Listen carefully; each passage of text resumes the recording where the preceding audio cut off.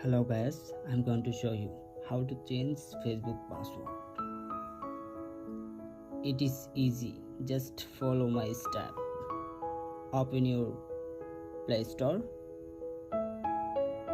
Update Facebook is updated.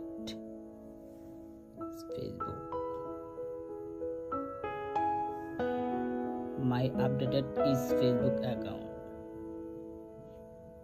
Open your Facebook.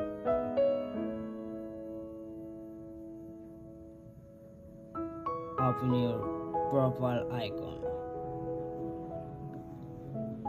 Now scroll up, then click on settings and privacy.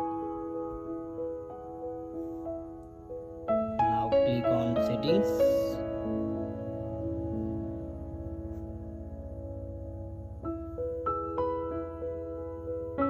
Now click on account center.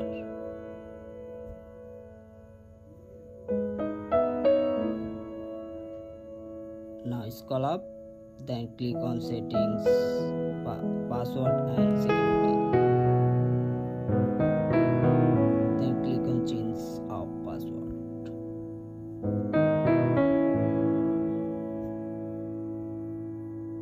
Facebook password.